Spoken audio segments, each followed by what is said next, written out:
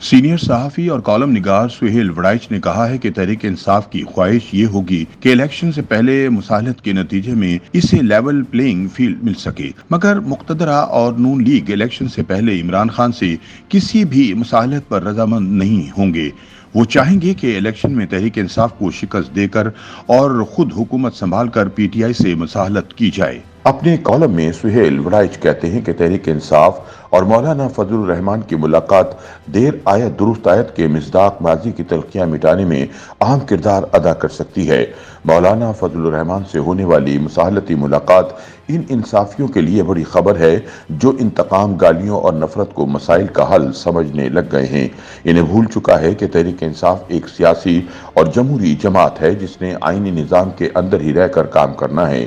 کھلاڑی خان کبھی نہیں چاہے گا کہ اس کی جماعت دہشت گرد یا تخریب کار گروہ بن کر ریاست کے خلاف مزاحمت پر اتر آئے۔ ماضی میں الذوالفقار سے لے کر طالبان تک ایسے تمام انتہا پسند گروہ مقتدرہ سے شکست کھا چکے ہیں، اس لیے تحریک انصاف کے لیے پرامن جمہوری جدوجہد اور الیکشن کے ذریعے اقتدار لینا ہی واحد راستہ ہے۔ سہیل وڑائچ لکھتے ہیں کہ ایسے میں کہ جب پنجابی سیاستدان انتقام کی آگ میں جل بھن رہے ہیں، جب سندھی سیاستدان چوٹ لگنے کا احساس ہونے کے باوجود پہل کرنے کو تیار نہیں ہیں، اور جب بلوچستان کے اہل سیاست گہرے کچوکے لگنے کے بعد بھی حل تک نہیں پہنچ پا رہے، ایسے میں پختونوں کو داد دینی پڑے گی کہ وہ بازی لے گئے۔ مہاجرائی کے شدید ترین ماحول سے گزر کر آنے کے باوجود اسد قیصر اور علی محمد خان کا اپنے سیاسی حریف مولانا فضل الرحمان کے گھر جانا تدبر اور عقل مندی کی نشانی ہے، اور دو متحارب فریقوں میں سیاست پر بات ہوئی ہو یا نہ ہوئی ہو، ان کا آپس میں کیمروں کے سامنے ملنا ہی بہت بڑا واقعہ ہے۔ اسے سیاسی ماحول میں تبدیلی کا نقطہ آغاز سمجھنا چاہیے۔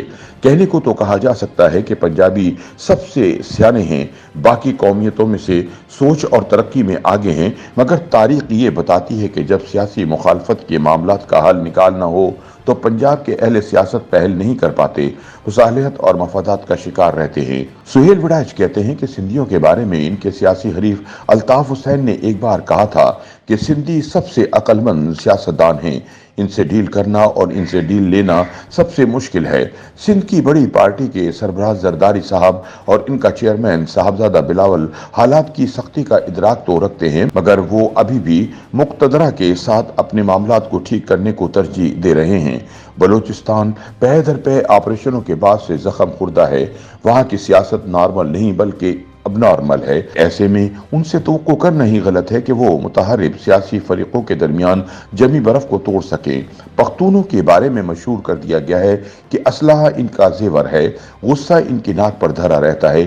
وہاں معاملات مکالمے سے نہیں گولی سے طے کیے جاتے ہیں، مگر پی ٹی آئی کے سرکردہ رہنماؤں کی مولانا فضل الرحمان سے ملاقات نے پختونوں کے بارے میں اس جھوٹے تاثر کو تار تار کر دیا ہے۔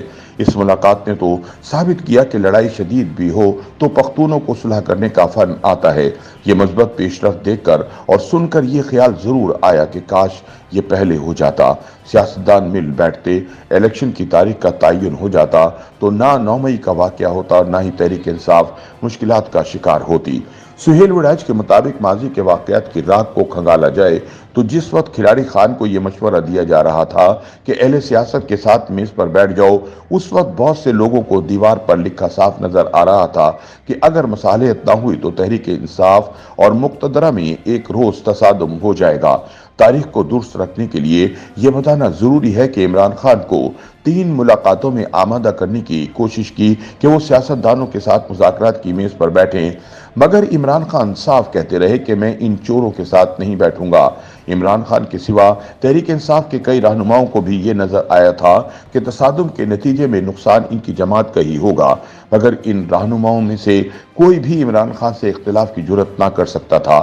آج تحریک انصاف کے جو حالات ہیں، ان میں اپنے حریفوں کے ساتھ ہاتھ ملانے سے انکار سب سے بڑی وجہ ہے۔